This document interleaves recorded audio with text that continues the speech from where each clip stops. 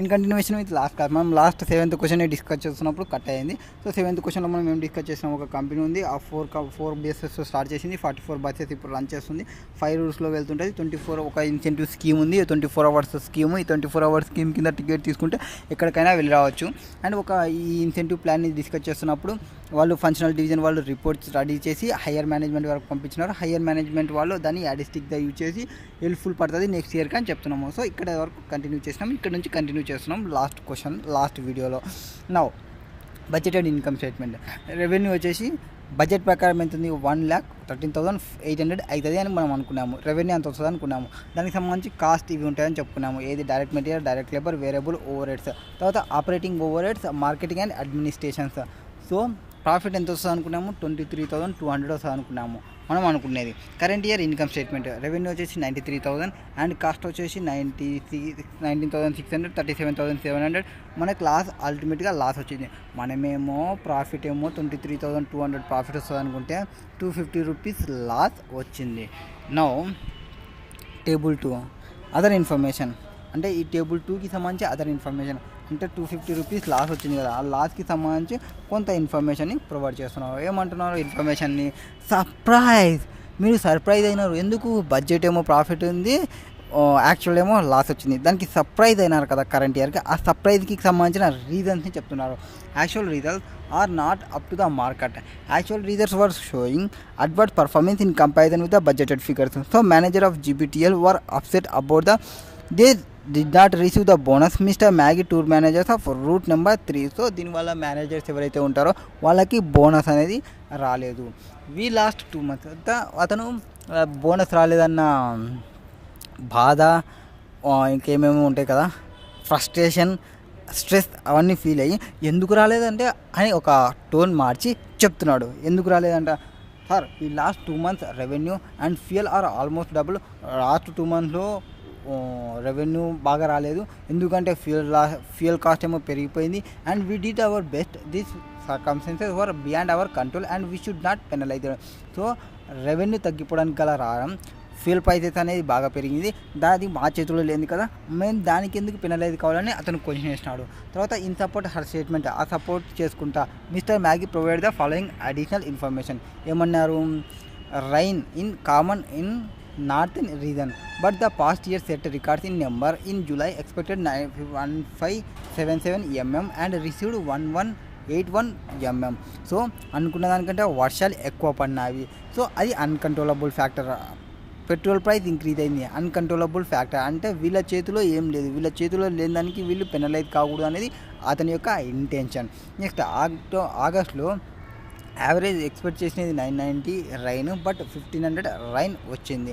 Heavy rains in 2 monthsలో heavy rains వచ్చినాయి, దానివల్ల నార్మల్ లైఫ్ అనేది డిస్టర్బ్ అయింది. Next the fuel price have risen almost continuously since last 2 years due to surge in global crude oil. Fuel price అనేది increase అయింది, ఎందుకంటే ఈ global surge అనేది జరుగుతుంది. Additional operations expenses that is 22 lakhs also incur to remove the milky appearance and give the stainlessness a nice new look affected by heavy lines. So అడిషనల్గా operational expenses ఒక 22 lakhs incur అయినాము. 22 lakhs operational expenses అనేది incur అయినాము. దానివల్ల అంటే మన ఈ new heavy rains పడడం వల్ల మనం న్యూ లుక్ తీసుకురావడానికి, దానివల్ల ఎఫెక్ట్ అయిన ఏరియాస్కి మొత్తం న్యూ లుక్ తీసుకురావడానికి 22 lakhs ఆపరేషనల్ ఎక్స్పెండిచర్స్ ఇక్కడ అయినాము. సో రివైజ్డ్ సీ క్లైమ్డ్ ఏమేమంటుందంటే, revised budget with consideration of above factors would give different results and lead different conclusions. So పైన చెప్పిన ప్రాబ్లమ్స్ అంతా కొంచెం కన్సిడర్ చేసి, అయ్యా మేము మా బాధలు కన్సిడర్ చేసి మాకు కొంత రిజల్ట్స్ ఏమైనా చేంజ్ వస్తే మాకు కొంత ఏమంటారు ఇన్సెంటివ్ని ప్రొవైడ్ చేయడాన్ని ఆయమ అడుగుతుంది. నౌ టూర్ మేనేజర్ వ్యూ కరెక్టా కదా అంటే, ఎస్ అన్కంట్రోలబుల్ ఫ్యాక్టర్స్ ఉన్నప్పుడు అన్కంట్రోలబుల్ ఫ్యాక్టర్కి ఈ పర్సన్స్ ఏం కంట్రోల్ చేయలేరు కాబట్టి అవి జరిగిపోతాయి. సో అవి జరిగిపోవడానికి వీళ్ళు ఎటువంటి ఇది లేరు కాబట్టి వాళ్ళకి రివైజ్లో ఏమన్నా ప్రాఫిట్ వస్తే, అంటే అన్కంట్రోలబుల్ ఫ్యాక్టర్స్ని పక్కన పెట్టి కంట్రోలబుల్ ఫ్యాక్టర్ వరకు వాళ్ళ యొక్క రిజల్ట్స్ని చూసి ఆ రిజల్ట్స్ అనేది పర్ఫెక్ట్ రిజల్ట్స్ అనేది వస్తే అప్పుడు మనం ఇన్సెంటివ్స్ అనేది కంపల్సరీగా ప్రొవైడ్ చేయాలి. సో ఫస్ట్ అనాలిసిస్ ఆఫ్ ఇష్యూని అనలైజ్ చేద్దాం. ఇష్యూని అనలైజ్ చేయడానికి ఏముంది, వెదర్ ప్రాబ్లం వచ్చింది, హెవీ రైన్స్ వచ్చినాయి జూలై ఆగస్ట్లో, అండ్ సమ్స్ ఇన్ బిజినెస్. తర్వాత దానివల్ల రెవెన్యూ ఎంత తగ్గింది, 18% తగ్గింది. అంటే బడ్జెటెడ్కి యాక్చువల్ ఫిగర్స్కి డిఫరెన్స్ చూసుకుంటే 18% ఫిగర్ తగ్గిపోతుంది. తర్వాత డైరెక్ట్ మెటీరియల్లో కూడా తగ్గిపోయినాయి and compare to 12% budgeted. So అంటే మన పర్సంటేజ్ల ప్రకారం పైన చూసుకుంటే మనకు ఆ పర్సంటేజెస్ వస్తాయి, నో ప్రాబ్లం. అంటే అన్నిటికీ ఒక్కొక్కటి రెవెన్యూ పెరిగింది ఆర్ రెవెన్యూ తగ్గింది, డైరెక్ట్ మెటీరియల్ పెరిగింది, డైరెక్ట్ లేబర్ తగ్గింది, వేరియబుల్ ఓవర్హెడ్స్ పెరిగింది, ఓవర్హెడ్ తగ్గింది. ఇట్లా పర్సంటేజ్ క్యాలిక్యులేషన్ చేయండి. పర్సంటేజ్ రావాలంటే యాక్చువల్ అమౌంట్ అండ్ మైనస్ ఈ చేంజ్ అయిన అమౌంట్ డివైడెడ్ బై యాక్చువల్ అమౌంట్తో మనం కంపేర్ చేసుకుంటుంటే యాక్చువల్ అమౌంట్ ఆ రివైజర్ అమౌంట్ కంపేర్ చేసుకుంటే డివైడెడ్ బై రివైజర్ అమౌంట్ వేసుకుంటే మీకు పర్సంటేజెస్ వస్తాయి. నౌ అడిషనల్గా ఆపరేటింగ్ ఎక్స్పెన్సెస్కి వస్తే, ఆపరేటింగ్ ఎక్స్పెన్సెస్ మనం 22 lakhs ఎక్కువ పెట్టామని చెప్పినాము. 22 lakhs యాక్చువల్గా మనం అనుకునేది ఎంత, ఆపరేటింగ్ ఓవర్హెడ్స్ 18,100. దానికి ఇక్కడ పెట్టినది ఎంత, 20,150. 22 lakhs మనం అనుకుంటే 20,150 పెట్టినామంటే ఒక 1,50,000 అనేది తక్కువనే పెట్టినాము. సో 1,50,000 అనేది savings అయినట్లే. Saving is 1,50,000 in operating overhead as compared to the budgeted figures, catering additional operational expenses 22 lakhs for removal of milky appearance. Furthermore, there is 22 lakhs అనుకునేది 20 lakhs 10,000 పెట్టామంటే 15 lakhs మనం 1,50,000 అనేది మనం save అయినట్లే. There is reduction in marketing and administration cost. The ratio of salary, ఇవన్నీ మనం budgeted నుంచి యాక్చువల్కి మళ్ళీ compare చేయడానికి రివైజ్డ్ స్టేట్మెంట్ ప్రిపేర్ చేయాలి. రివైజ్డ్ స్టేట్మెంట్ ఎట్లా ప్రిపేర్ చేయాలి అంటే, ఫస్ట్ ఆఫ్ ఆల్ ఇది రివైజ్ స్టేట్మెంట్.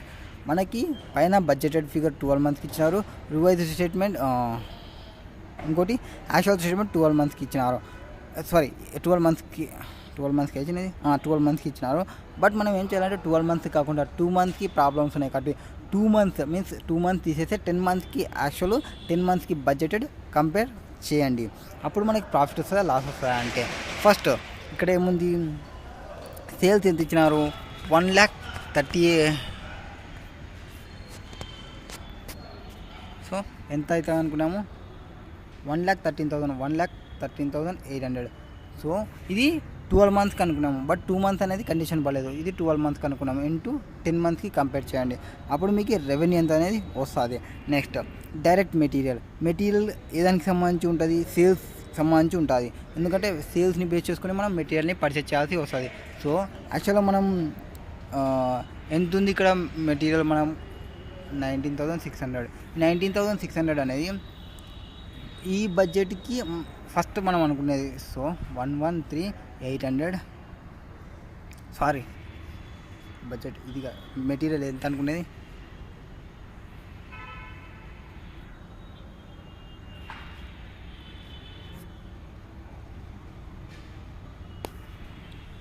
ఇంత సేల్కి మనం అనుకున్నాము 93,500 సేల్స్కి. సో మెటీరియల్ ఇక్కడ ఒక వాల్యూ వచ్చి ఉంటుంది, ఈ వాల్యూ ఎంతైతే వచ్చిందో, ఫర్ ఎగ్జాంపుల్ హెచ్ అనుకుంటే ఇక్కడ హెచ్ ఇంటూ చేసుకోండి, డైరెక్ట్ మెటీరియల్ వచ్చేస్తుంది.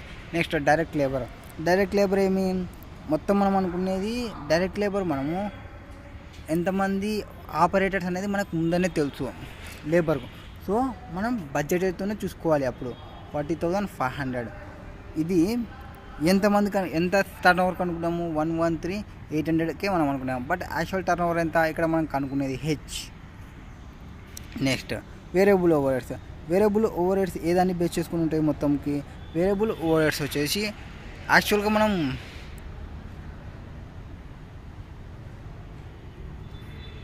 వేరియబుల్ ఓవర్హెడ్స్ ఆపరేటింగ్ ఓవర్హెడ్ ఎంత ఉంది, 20,150 ఉంది, డివైడెడ్ బై 20,150.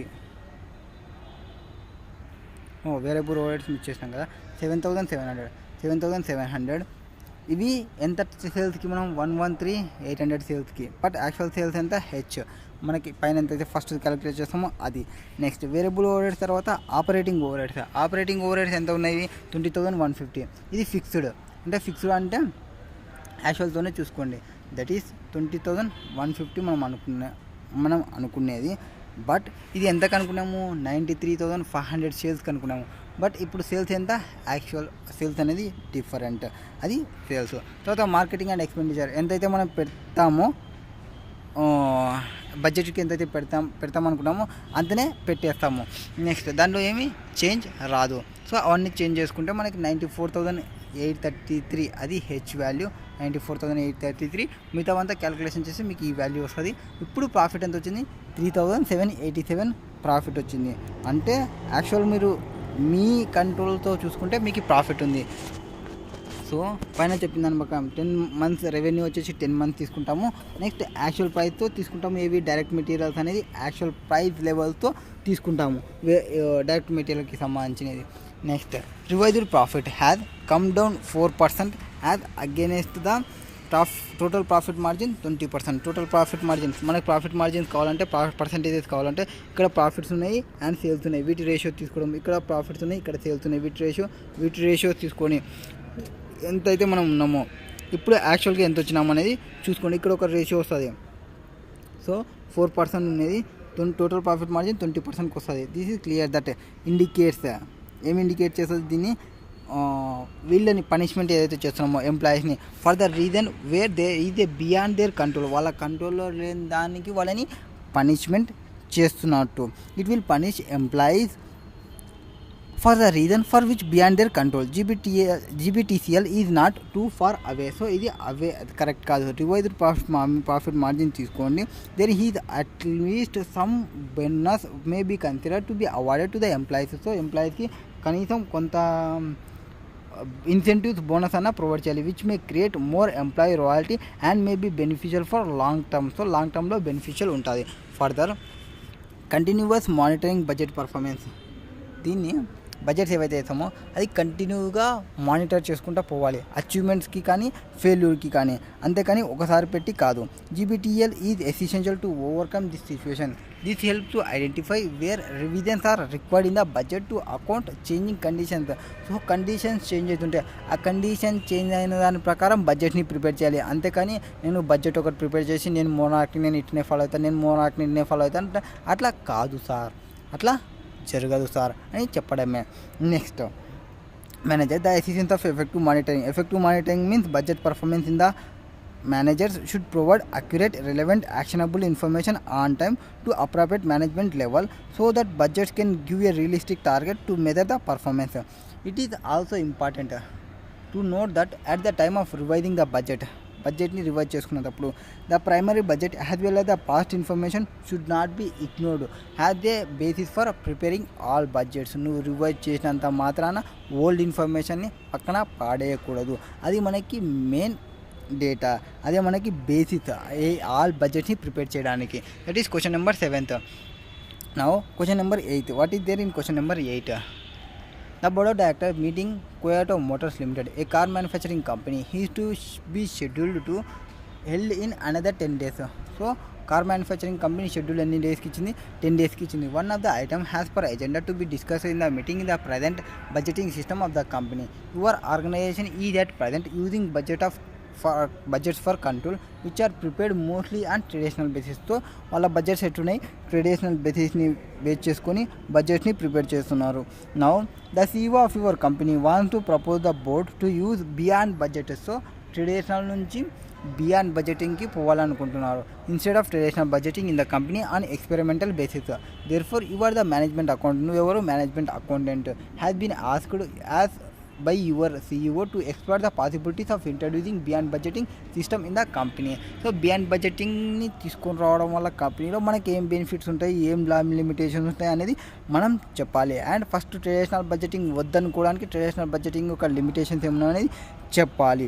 తర్వాత ఈ బియాండ్ బడ్జెటింగ్ నేచర్ ఎటు ఉంటుంది అనేది చెప్పాలి. సో అన్నీ చెప్పుకుంటా పోతే వాడు తీసుకున్నామో అనేది ఆలోచిస్తాడు. సో దానికోసం ఏం చెప్పన్నాడు మనకి, compare. You are required to prepare notes to your CEO. నీ CEO కోసం నువ్వు నోట్స్ని ప్రిపేర్ చేయాలి. Used for is presentation at meeting. So మీటింగ్లో ప్రొవైడ్ చేయడానికి. మీటింగ్లో ఏమేమి చెప్పాలి? First limitations of traditional budgeting. So traditional budgeting ఇది సార్, ట్రెడిషనల్ బడ్జెటింగ్ ఇది సార్, ఇవి చేయడం వల్ల ఇది వస్తుంది సార్, దీన్ని పక్కన పాడేసి బియాండ్ బడ్జెటింగ్ పోదాం, ఇది సూపర్ సార్, ఇది మిరాకిల్ సార్ అని చెప్పడమే. ఫస్ట్ లిమిటేషన్స్ చెప్పాలి ట్రెడిషనల్ బడ్జెటింగ్కి సంబంధించి. Next advantages available in beyond budgeting. Beyond బడ్జెటింగ్తో వచ్చే అడ్వాంటేజెస్ ఏమున్నాయి అనేది చెప్పాలి. Next nature of beyond budgeting. Beyond budgeting యొక్క నేచర్ ఏమనేది చెప్పాలి. Next benefits of beyond budgeting. Beyond budgeting చెప్పడం వల్ల బెనిఫిట్స్ ఏమేమి ఎంజాయ్ చేయొచ్చు అనేది చెప్పాలి. Next the suitability of beyond budgeting to the company. So కంపెనీకి సంబంధించి బియాండ్ బడ్జెటింగ్ సూటబిలిటీ అవుతుందా కాదనేది చెప్పాలి. First limitations of traditional budgeting. Traditional బడ్జెటింగ్లో ఏమేమి లిమిటేషన్స్ ఉన్నాయని చెప్పాలి. లిమిటేషన్స్ ఏమేమి ఉన్నాయి? First time consuming and costly to put together. So traditional budgeting వల్ల ఏమొస్తుంది? అది ఒక కాస్ట్ బడ్జెటింగ్, అది టైం కన్జ్యూమ్ చేస్తుంది ట్రెడిషనల్ బడ్జెటింగ్ అనేది. Next constant responsive and flexibility. Responsiveness ఉండరు అండ్ ఫ్లెక్సిబిలిటీ ఉండదు. Next often barrier to change. దాన్ని చేంజ్ చేయాలంటే కూడా కొంచెం ప్రాబ్లమే. ఏమేమి చెప్పినాము ఇప్పుడు? టైం కన్జ్యూమ్ ఒకటి, దాన్ని పెట్టాలంటే కాస్ట్లీ అవుతుంది, దాన్ని రెస్పాన్సివ్ ఉండదు, ఫ్లెక్సిబిలిటీ ఉండదు. తర్వాత చేంజ్ చేయాలంటే కూడా బెరియర్ మీన్స్ ఇష్యూస్ వస్తాయి. Really strategically focus on are often contradictory. దీన్ని స్ట్రాటజికల్గా ఫోకస్ చేయలేము, రియల్గా ఫోకస్ చేయలేము. అండ్ ఇది ఏమైనా చేంజ్ చేయాలంటే కూడా ఒక కాంట్రాడిక్టరీ ఇది. Next add little values especially given the time required to prepare. Value అనేది లిటిల్ వాల్యూ యాడ్ అవుతుంటుంది. ఎస్పెషల్లీ చూసుకుంటే టైం రిక్వైర్డ్ టు ప్రిపేర్, దాన్ని ప్రిపేర్ చేయడానికి టైం ఎక్కువ అవుతుంది. Next concentrate on cost reduction and not value creation. Almost cost reduction గురించి ఆలోచిస్తాము, మన యొక్క కంపెనీకి వాల్యూ క్రియేట్ చేయాలనేది ఆలోచించదు. Next developed and updated too infrequently usually annually. So ఎప్పుడో ఫస్ట్ ఏప్రిల్కి ఒకసారి వేస్తే మళ్ళీ నెక్స్ట్ ఏప్రిల్కి వచ్చి మళ్ళీ అప్డేట్ చేద్దాం అని అనుకుంటారు. అంటే ఇన్ఫ్రీక్వెంట్ వేలో అప్డేట్ చేస్తుంటారు. యాన్యువల్లీ ఒకసారి ఆర్ మనం డికేడ్కి ఒకసారి అట్లా చేంజ్ చేస్తుంటారు. Are based on unsupported assumptions and guess works. So అన్ని అజంప్షన్స్ అనేది ప్రాపర్గా ఉండవు, వాళ్ళు చేసే గెస్ వర్క్ అనేది ప్రాపర్గా ఉండదు. Next reinforce departmental barriers rather than encourage knowledge sharing. So departmental barriers ఒకటి ఉంటుంది అండ్ ఎంకరేజ్ నాలెడ్జ్ షేరింగ్ అనేది ఎంకరేజ్ ఉండదు. Make people feel undervalued. So వాళ్ళ యొక్క పీపుల్ని అండర్ వాల్యూగా ఫీల్ అవుతారు. సో టోటల్ ప్రాబ్లమ్స్ ఏమేమి ఉన్నాయి దీనిలో? టైం కన్జ్యూమింగ్, ఫ్లెక్సిబిలిటీ ఉండదు, చేంజ్ చేయాలంటే బాగుండదు, ఫోకస్ వచ్చేసి కాంట్రాడిక్టరీ ఉంటుంది, స్ట్రాటజికల్గా ఫోకస్ ఉండదు. తర్వాత టైం రిక్వైర్డ్ అనేది ఎక్కువ టైం కన్జ్యూమ్ చేస్తుంది. ఇది కాస్ట్ రిడక్షన్ గురించి ఆలోచిస్తుంది తప్ప కాస్ట్ క్రియేషన్ గురించి ఆలోచించాలి. అంటే మన యొక్క కంపెనీకి వాల్యూ క్రియేట్ చేయాలనేది ఉండదు. దీన్ని అప్డేట్ అనేది ఇన్ఫ్రీక్వెంట్గా అప్డేట్ చేస్తాము. తర్వాత అన్సపోర్టెడ్ అజంప్షన్స్ ఉంటాయి, గెస్ వర్క్స్ ఉంటాయి. And reinforce departmental barriers rather than encourage knowledge sharing, make people feel undervalued. So వాళ్ళ యొక్క పీపుల్ని వాళ్ళే అండర్ వాల్యూగా ఫీల్ అవుతారు. అది disadvantages. BB that is beyond budgeting వల్ల బెనిఫిట్స్ ఏమంటే ఫస్ట్ వచ్చేసి 2 మెయిన్ అడ్వాంటేజెస్ ఉన్నాయి. మెయిన్ అడ్వాంటేజెస్లో ఒకటి more adaptive process than traditional budgeting. So ఇది అడాప్టివ్ ప్రాసెస్, ఎవరన్నా అడాప్టివ్ చేసుకోవచ్చు దీన్ని. Next it is decentralised process unlike traditional budgeting where leaders plan and control the organisation centrally. Traditional బడ్జెటింగ్లో ఎవరైతే లీడర్స్ ఉంటారో వాళ్ళు ఒకటి క్రియేట్ చేస్తే ఆ క్రియేట్ చేసిన దాన్ని అందరూ ఫాలో కావాలనేది ఒకటి ఉంటుంది ఎక్కడ ట్రెడిషనల్ బడ్జెటింగ్లో. బట్ ఇక్కడ ఏమంటే ఇది డీసెంట్రలైజ్డ్ ప్రాసెస్, ఎవరికి వాళ్ళు క్రియేట్ చేస్తారు, ఎవరికి వాళ్ళు ఫాలో అవుతుంటారు. Next nature of beyond budgeting. Beyond budgeting యొక్క నేచర్ ఏమంటే budgeting is evolving rather than become absolute. So budget అనేది ఎవాల్వింగ్ అవుతుంది, అంటే ఎప్పటికప్పుడు చేంజ్ అవుతుంటుంది, అబ్సల్యూట్ అనే ఆప్షనే ఉండదు. So it depends on trust and transparency. ఇది ఏదానిపైన డిపెండ్ అవుతుంది? ఒక ట్రస్ట్ అండ్ ట్రాన్స్పరెన్సీ పైన డిపెండ్ అయి ఉంటుంది. Next shift from top down centralized process to more participative bottom up approach in many firms. So top down నుంచి bottom up అప్రోచ్కి పోతుంది, అంటే పార్టిసిపేటివ్ అప్రోచ్లోకి వస్తుంది ఎప్పుడు బియాండ్ బడ్జెటింగ్ని యూజ్ చేస్తే. Next it highlight the level of improvement that can be achieved even with relatively simple modification and great deal of trust. ఇక్కడ చిన్న modification జరిగిన ఒకరి మీద ఒకరి ట్రస్ట్ అనేది ఉంటుంది, ఒకరి మీద ఒకరికి నమ్మకం అనేది ఉంటుంది. ఆ ట్రస్ట్ అనేది గ్రేట్ డీల్ ఇక్కడ. Next budgeting has change the changes has been neither dramatic or radical. ఇక్కడ చేంజెస్ అనేది డ్రామాటికల్ ఉండవు ఆర్ రాడికల్ ఉండవు. డ్రామాటిక్ ఆర్ రాడికల్ చేంజెస్ అంటే ఏమి, బీపీఆర్ బిజినెస్ ప్రాసెస్ రీఇంజనీరింగ్, అక్కడేమి డ్రామాటిక్ అండ్ రాడికల్ చేంజెస్ అనేది జరగాలి అంటాము. అంటే ఏమి, ఒక హ్యూజ్ చేంజ్ అనేది కావాలి. చేంజ్ అంటే చిన్న చిన్న 5% 6% చేంజ్ కాదు, 95% 98% అది రాడికల్ చేంజ్ అంటాము. సో బట్ ఇక్కడ బియాండ్ బడ్జెటింగ్లో సింపుల్ చేంజెస్ అనేది జరుగుతాయి. Next either instead of incremental improvements with traditional budgeting being supplemented by new tools and techniques, కొత్తవి యాడ్ చేసుకుంటా పోతాము. Forecasting in fact is more important. Forecasting అనేది main important ఇక్కడ. So nature of beyond బడ్జెటింగ్లో ఏమేమి ఉన్నాయి, first ఇది absolute కాదు, తర్వాత టాప్ డౌన్ నుంచి బాటమ్ అప్కి షిఫ్ట్ అవుతుంది, తర్వాత ఏవైతే ఇంప్రూవ్మెంట్ చేసినామో వాటన్నిటిని హైలైట్ చేసుకుంటూ పోతుంది. ఇది డ్రామాటిక్ చేంజెస్ ఏమీ చెయ్యదు. నెక్స్ట్ ఇది ఇంపార్టెంట్, అంటే ఫోర్కాస్టింగ్ చేసే దగ్గర important. Next benefit the beyond budgeting model. Benefits ఏమేమి వస్తాయి దీనికి, ఫస్ట్ 2 అడ్వాంటేజెస్ చెప్పినాము. అడ్వాంటేజెస్ ఏం చెప్పినాము, adaptive process and decentralised process అన్నాము, యాడ్కి సంబంధించి. Next benefits of beyond budgeting, దీనివల్ల బెనిఫిట్స్ ఏముంటాయంటే, ఫస్ట్ అది హెల్ప్స్, బియాండ్ బడ్జెటింగ్ హెల్ప్ చేస్తుంది. ఎవరికి హెల్ప్ చేస్తుంది, managers to work in coordination to beat the competition. So కాంపిటీషన్ని బీట్ కావాలంటే మనం కోఆర్డినేట్గా వర్క్ చేయాలి. ఆ కోఆర్డినేట్గా వర్క్ చేయడానికి వర్క్ చేయడానికి బియాండ్ బడ్జెటింగ్ అనేది హెల్ప్ చేస్తుంది. Next internal rivalry between managers is reduced as target shift to competitors. తో టార్గెట్ని షిఫ్ట్ చేయడానికి, కాంపిటీటర్కి టార్గెట్ని తగ్గడానికి, టార్గెట్ని రీచ్ కావడానికి వాటిని మేనేజర్స్కి రెడ్యూస్ చేస్తుంది. Internal rivalry between managers is reduce target shift to competitors. Next motivate చేస్తుంది, helps in motivating individuals by defining clear responsibilities and ఛాలెంజెస్తో క్లియర్గా రెస్పాన్సిబిలిటీస్ ఛాలెంజెస్ ఏమని వాటిని చెప్తుంది. Next it eliminates some behaviour issues by making rewards team based, proper delegation of authority to operational managers who are close to the concern action and can react quickly. So ఇక్కడ ప్రాపర్గా delegation చేస్తుంది, ప్రాపర్గా work out చేస్తుంది, proper concern యాక్షన్స్ని provide చేస్తుంది. Operational manage do not restrict themselves to budget limits and focus on achieving key ratios. So restrict అనేది ఏముండదు ఈ బడ్జెట్ లిమిట్లో. తర్వాత కీ రేషియోస్ని అచీవ్ కావడానికి ఫోకస్ చేస్తారు. ఇది ఎస్టాబ్లిష్ కస్టమర్ ఓరియంటెడ్ టీమ్స్ని ఎస్టాబ్లిష్మెంట్ చేస్తుంది. Create information system which provide fast and open information throughout the organisation. So టోటల్గా బెనిఫిట్స్ ఏమున్నవి, బెనిఫిట్స్ అంటే ఫస్ట్ కోఆర్డినేట్గా వర్క్ చేయడము, తర్వాత మోటివేట్ చేయడం ఇండివిజువల్స్ని, బిహేవియర్ ఇష్యూస్ ఏమైనా ఉంటే వాటిని ఎలిమినేట్ చేయడము, తర్వాత ఇది కస్టమర్ ఓరియంటెడ్ టీమ్గా వర్క్ చేయడము. అండ్ రిస్ట్రిక్షన్స్ అనేవి ఏమి ఉండదు బడ్జెట్లో, ఇట్లానే పెట్టుకోవాలనేది రిస్ట్రిక్షన్స్ ఏమి ఉండవు. తర్వాత fast and open information provide చేస్తుంది, అందరికీ ఇన్ఫర్మేషన్ ప్రొవైడ్ చేస్తుంది, ఫాస్ట్గా ఇన్ఫర్మేషన్ ప్రొవైడ్ చేస్తుంది. ఇది అడ్వాంటేజెస్. నెక్స్ట్ సూటబిలిటీ, మన కంపెనీకి సూటబిలిటీ అవుతుందా కదా అని చెప్పాలి. మనది వచ్చేసి ఆటోమొబైల్ ఇండస్ట్రీ కాబట్టి ఆటోమొబైల్ ఇండస్ట్రీ అంటే ఆల్మోస్ట్ అన్ని చేంజెస్ అవుతుంటాయి కదా.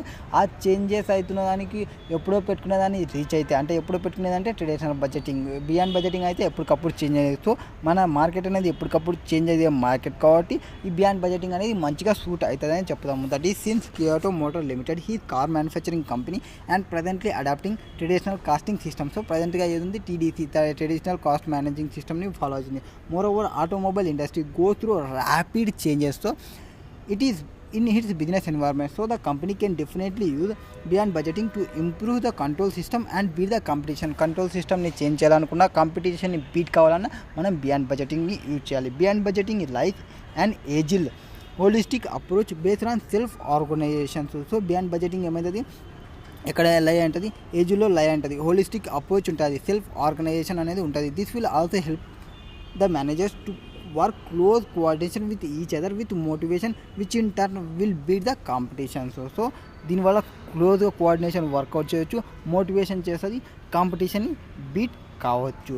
అది question number 8. Up to this question completed. Now case study questions ఉన్నవి నెక్స్ట్ వీడియోలో చూద్దాం.